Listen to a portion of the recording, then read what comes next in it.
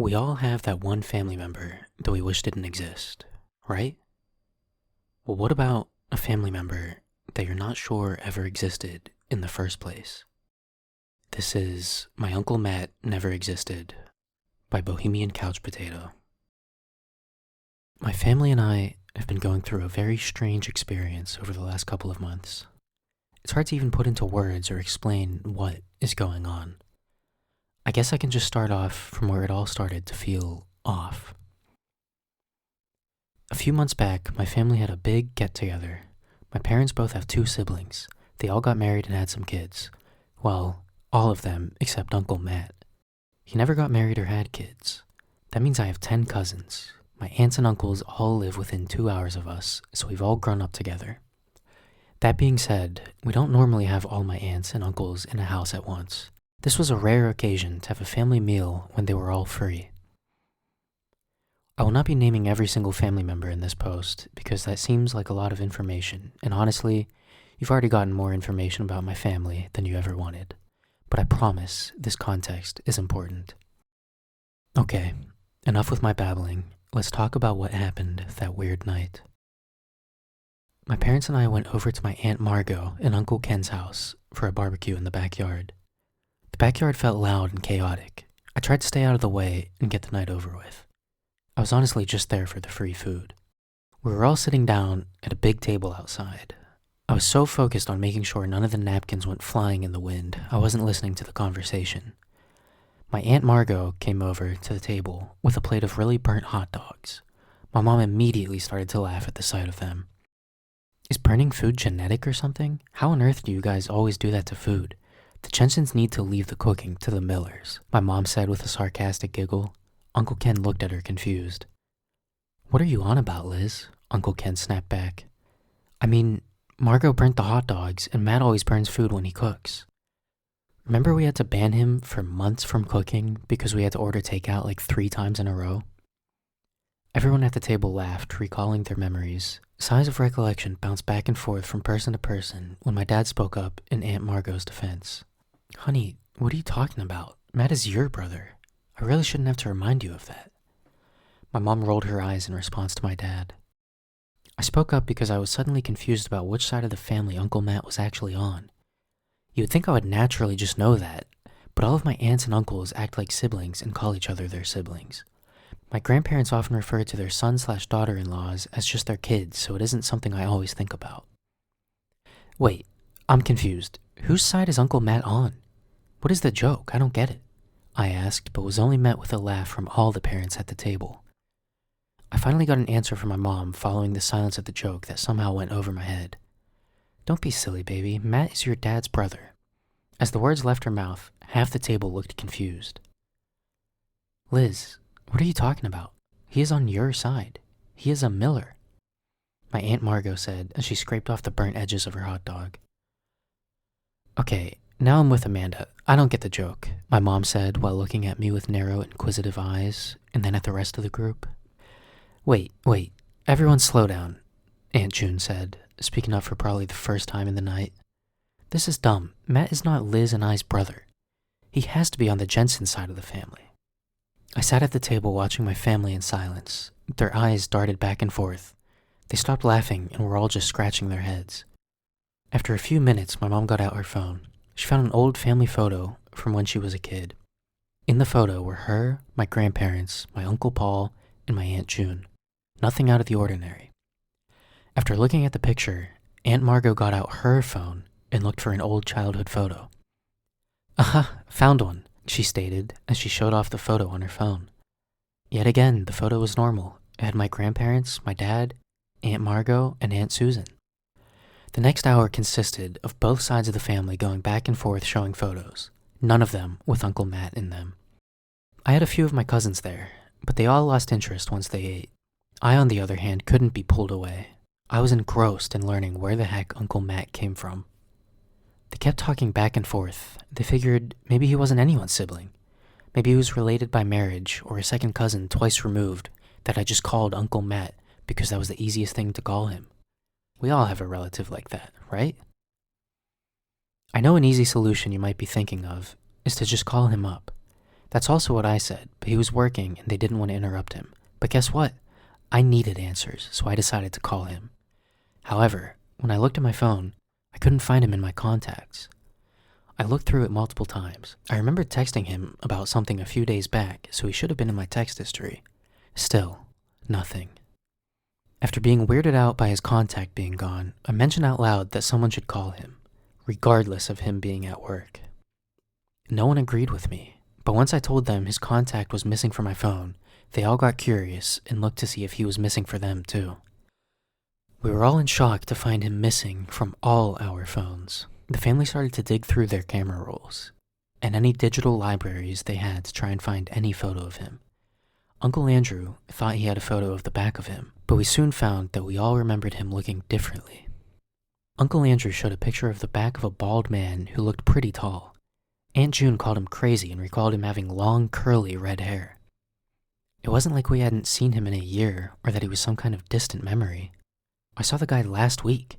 He came over to my house to help me with some homework, and I can tell you he didn't have red hair or no hair at all. He was, well, shoot, I can't remember what he looked like now that I think about it. It was safe to say we were all creeped out. As the sun went down and it got chilly out, the group moved inside. Normally, this is when everyone would go home, but I saw Aunt Margot start a pot of coffee. It was going to be a long night. The air was tense and full of unease. None of the adults wanted to go home until they had answers. I could tell the adults wanted to talk more, but didn't want to worry the younger cousins.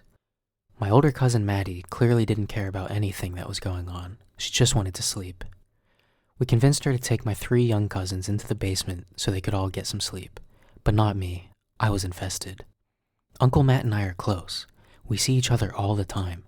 How could I not have a shred of evidence that he even existed? As my cousins shuffled downstairs, all the adults huddled around a big whiteboard Aunt Margot slapped on the kitchen island.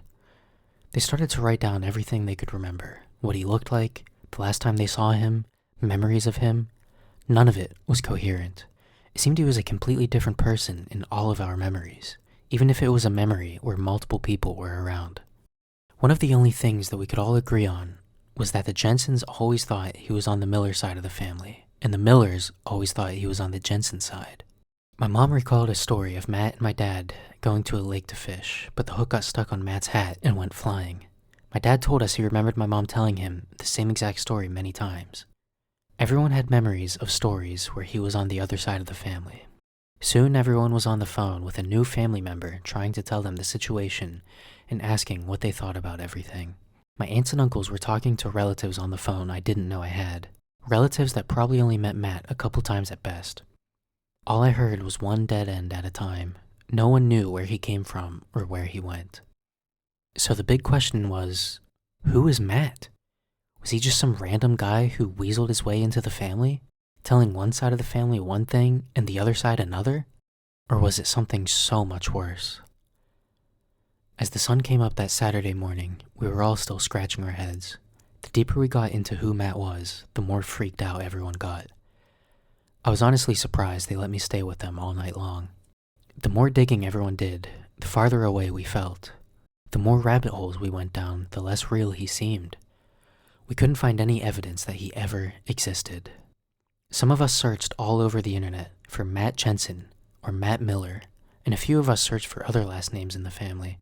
Of course, it was kind of hard to know who we were looking for, given we didn't know what he really looked like. After hours of discussion, we compiled a list of attributes that never wavered about Uncle Matt. He was a man, he never had a mustache, he was tall, he was bad at math, and he loved Jim Carrey movies.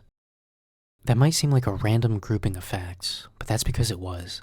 We couldn't even remember where his house was. Some of us completely forgot, and others remembered different houses. It didn't matter. We weren't going to start knocking on doors to find a man we were concerned never existed.